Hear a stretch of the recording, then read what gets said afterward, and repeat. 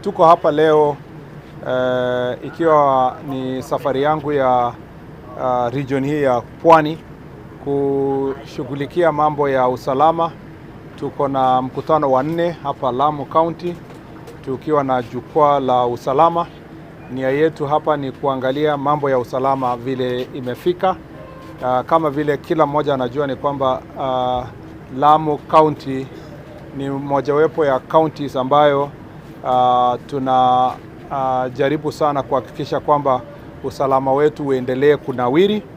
Tumekuwa na shida kadha wa kadha kwa miaka 10 ambayo imepita, lakini kwa muda huo tumepiga hatua kubwa sana, haswa kupigana na adui kutoka nchi jirani, mambo ya Al-Shabaab na mambo ya Terra, na tunashukuru kwamba kuna mabadiliko makubwa sana, haswa tukiangalia mambo yenye ilifanyika kutoka mwaka wa 2023 kufikia mwaka jana, mwisho wa mwaka jana na mwaka huu tumekuwa na utulivu wa hali ya juu, na utulivu huo umechangiwa sana kwa zaidi na askari wetu ambao wanafanya kazi sehemu hii wakishirikiana, tukisema kwamba wakishirikiana kwa ile sekta tunaita multi agency approach, ambao askari wetu wa polisi na formed up units tofauti ya polisi, askari wetu wa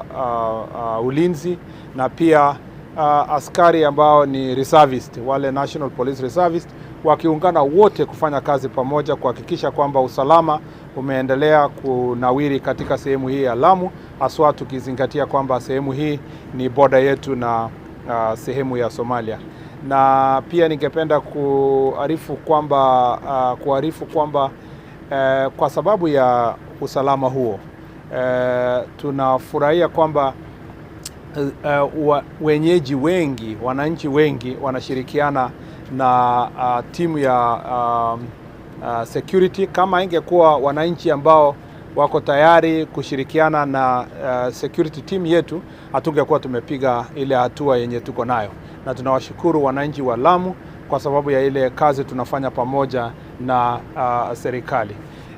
Bado tuko na changamoto, na ni vizuri wa Kenya wajue ya kwamba mkisikia katika sehemu zingine za Kenya kwamba kuna utulivu katika taifa letu kwa mambo ya terrorism, ni kwa sababu wa maafisa wetu pamoja na wananchi ambao wanaishi katika mipaka yetu wanajitolea muhanga kuhakikisha kwamba usalama umenawiri.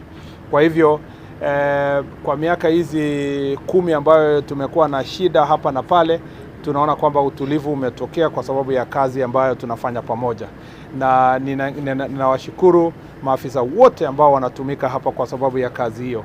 Ya pili, ningependa kusema kwamba katika mambo ya Terra ni kitu ambayo tunapigana nayo kila siku, kwa sababu ikiwa bado usalama haujanawiri katika nchi jirani, utaona kwamba ile changamoto bado itakuwa katika taifa letu. Na kwa hivyo hata kama Kenya kama nchi tunaendelea kushirikiana na nchi zingine kutafuta suluhu ya kudumu katika nchi jirani ya Somalia, lazima tuendelee kama Wakenya wenyewe kupambana na kulinda mipaka yetu. Na kwa hivyo hiyo kazi itaendelea na itakuwa ni kazi ya kila siku, sio kazi yenye tunaweza sema kwamba itaisha siku fulani. Ulinzi wa taifa kama vile mjuavyo ni kazi ya kila siku, na tunashukuru wale wanajitolea kufanya hivyo. As the security sector, we protect our children and they have a right and freedom of expression. They also have a right to have an environment where there is a holistic teaching, and they can appreciate the society and they can question the wrong things in society. They have a right to even disagree with the government of the day. But there are boundaries that have been set in the education sector. Their teachers know how they can teach. They can use euphemism. They can use, different kinds of language to pass the message on how to criticize government, criticize society, learn about society, appreciate society. But what I request is that we need a clarity of a situation in our country where our political competition is not going to be brought to education arena. I will really request that political party actors do not use our students to become the script writers. I wonder why a politician could be the script writer for students performing. Why can't we allow teachers? Because I don't think, even the competition itself loses value if we don't allow the teachers themselves to be the ones who are writing the script, because part of that is part of learning, so that our students can work with the teachers. The last thing I'd like to say is that let the school do its own job. If other political actors would like to write plays and scripts on societal issues, we have our national theatre and we have other theatres across the country for adults. Let that arena be for adults. Let the school be a place for competition. And as I assure you, that as the security sector, we do not want to interfere with education. And if there was, unfortunately, a situation where tear gas hit a journalist, it is regrettable and we apologize. It is not our intention that we throw tear gas on our journalists. It's our intention to make sure that the journalists operate in an environment of freedom and our students operate in an environment where there is freedom. Asante sana. I would never know about the arrest of any individual. It is the responsibility of National Police Service if there was any offense that was committed, and when someone has been arrested, as has been reported that somebody arrested yesterday, it is by law that they must be produced in court within 24 hours. And if not within 24 hours, if investigations are still on, they must be released on bail or as per the law itself. So we don't intend, we follow the law, and I am confident that the National Police Service will handle any suspect through the proper security channels without breaking the law. Sehemu hii pia unakumbwa na shida zingine ambazo ni shida ya mashamba na maskwota. Kama vile nilisema jana kule Kilifi, ile changamoto tuko nayo na mambo ya mashamba ni sawa kwa Kilifi na sawa kwa Lamu. Aswa tukiona shida ya maskwota na kuvamia shamba za kibinafsi na ranches ambayo iko sehemu hii, kwa sababu hiyo tunataka kusema ya kwamba tunapambana na wale ambao aswa wale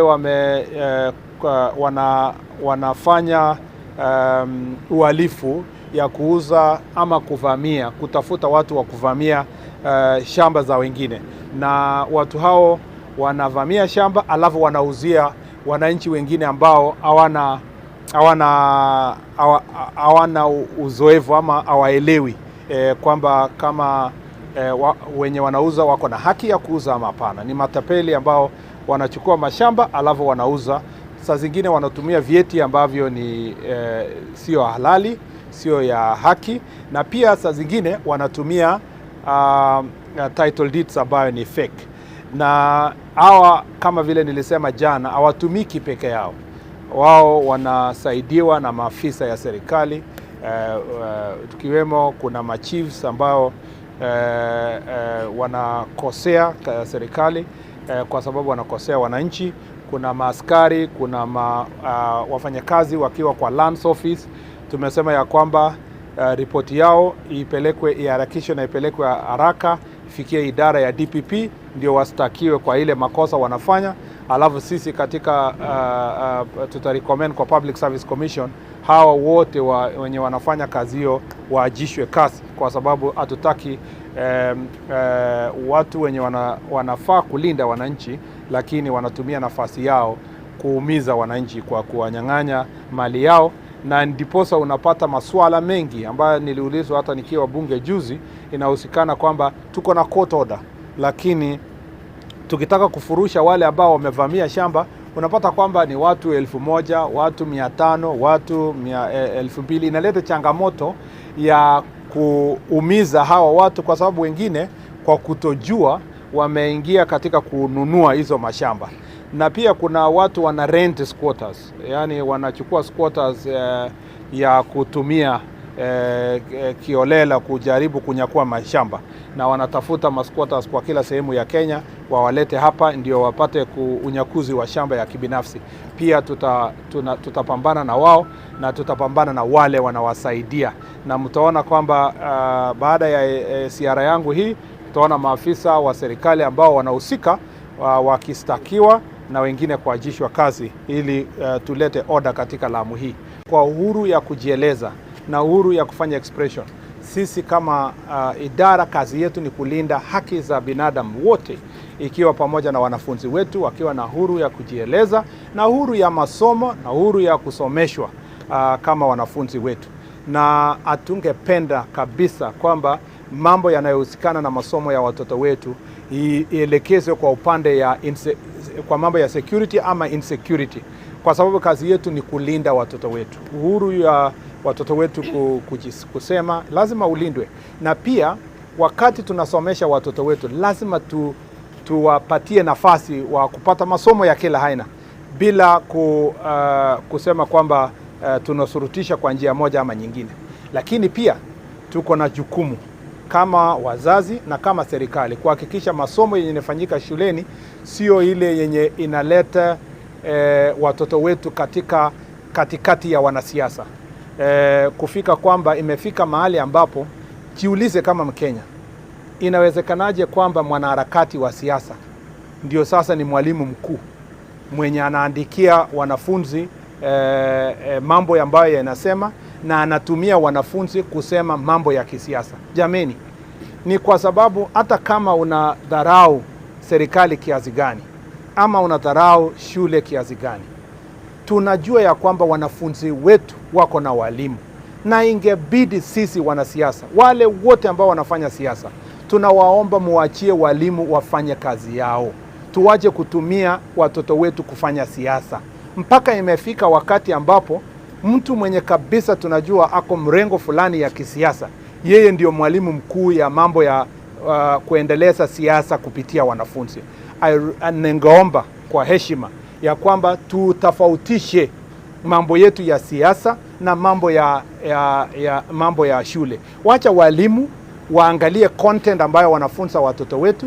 Walimu wenyewe wanajua boundaries, wanajua jinsi ya kutumia lugha, wanajua jinsi ya kukosoa serikali na society kupitia lugha ambayo itasaidia wanafunzi wetu wajue hizi ni haki za binadamu ambayo inafaa, hivi ndio nchi lazima iendeshwe. Lakini pia walimu wanajua mipaka ya kiheshima.